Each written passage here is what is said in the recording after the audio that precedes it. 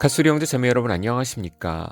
봄이 되니까 감성작가 때 기분이 살아나기도 합니다. 요새 결혼을 안 하고 있는 사람들이 굉장히 많고 늦어지고 있는 사람들도 더 많아지고 있죠. 그중에 부인할 수 없는 이유 중에 하나가 예전보다 사람들의 눈이 더 높아지고 있기 때문은 아닐까 생각을 해봅니다. 여기저기에서 유튜버나 연애 강사들이 이성을 유혹하는 방법과 배려하는 방법과 연애하는 방법들을 많이 가르쳐주고 있는데 왜 그런 것들을 전혀 몰랐을 때보다 인구를 걱정할 정도로 결혼율이 낮아질까요? 사람들이 아는 만큼 더 눈이 높아지기 때문은 아닐까요? 그럼에도 불구하고 나이가 들면 20, 30대의 자존심과 눈높이가 누구나 꺾이는 때가 있습니다. 그래서 어느 방송을 보니까 지금 결혼을 못하고 있는 30, 40대 여성들이 아주 심각하게 걱정을 하고 있다고 하잖아요. 남자들도 마찬가지겠지만 말이죠. 이런 경우를 우리나라에서는 처음 겪는 것입니다. 여자들의 인권과 자존감을 높이는데 많은 힘을 쏟다 보니까 너무 높아진 탓일까요? 그 여자들의 눈에 맞는 남자가 부족하니까 당연히 결혼을 할 수가 없게 되는 것이겠죠.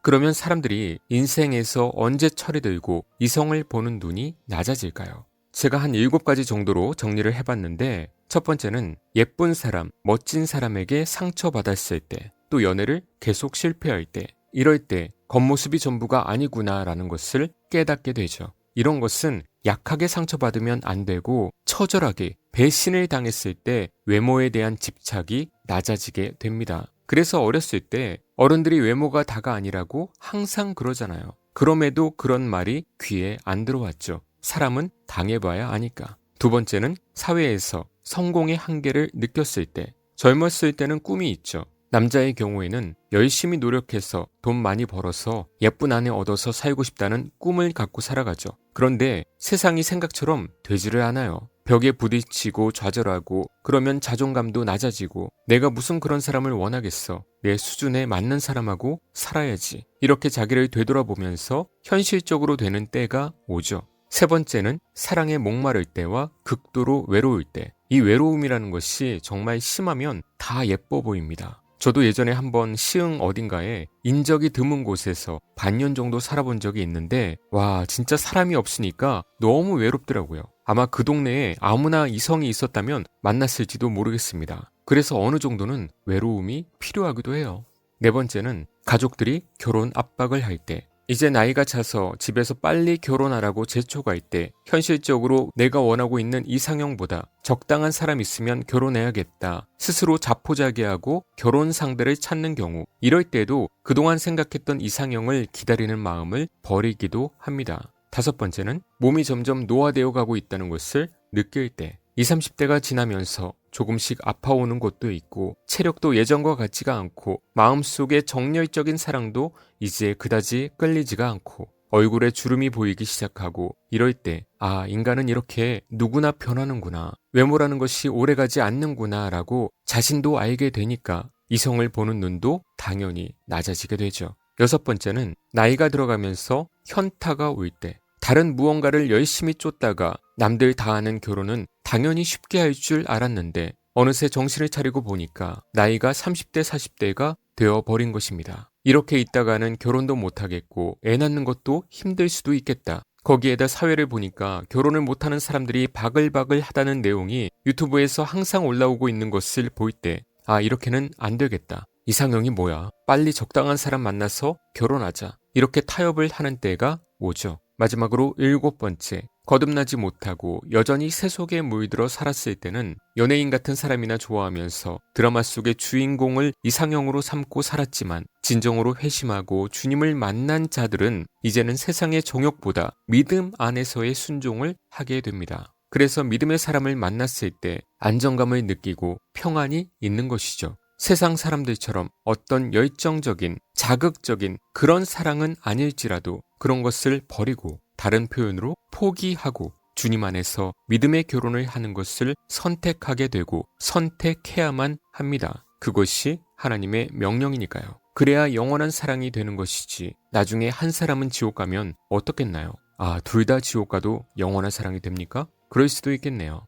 또한 너는 청년의 정욕을 피하고 주를 깨끗한 마음으로 부르는 자들과 함께 의와 믿음과 사랑과 화평을 따르라.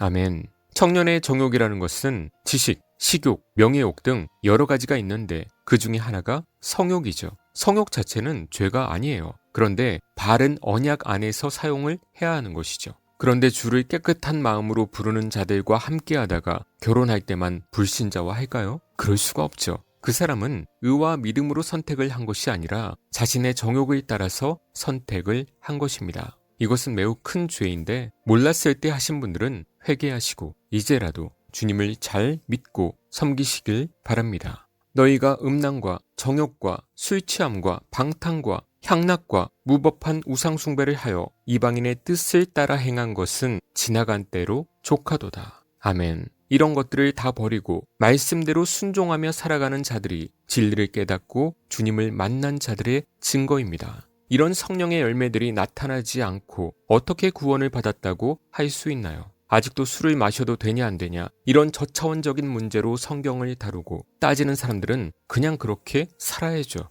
칼빈과 마틴 루터, 스펄전도 술을 좋아했다고요? 당신의 신앙이 그 정도이고 그 정도의 체험과 확고함이 있습니까? 아무것도 모르고 그냥 혼합하면서 세속적으로 살면서 순종도 제대로 안 하면서 술을 먹고 싶어서 그런 사람들을 들먹이며 핑계를 대는 거잖아요. 어디서 비교를 하시나요? 본인의 매력을 잘 가꾸는 것도 필요하겠지만 또 상대를 찾는 눈도 당연히 믿음 안에서 해야 될 것입니다. 매력을 가꾸려고 성형을 하면서 교만해져서 신앙을 망치는 일도 보게 됩니다. 그런 식으로 나이 들어서 예뻐지면 뭐합니까? 나이가 들어서도 여전히 눈이 높은 사람들은 거의 그 사람은 거듭남이 없는 그저 세속적인 교인, 유사 그리스도인일 확률이 매우 높습니다.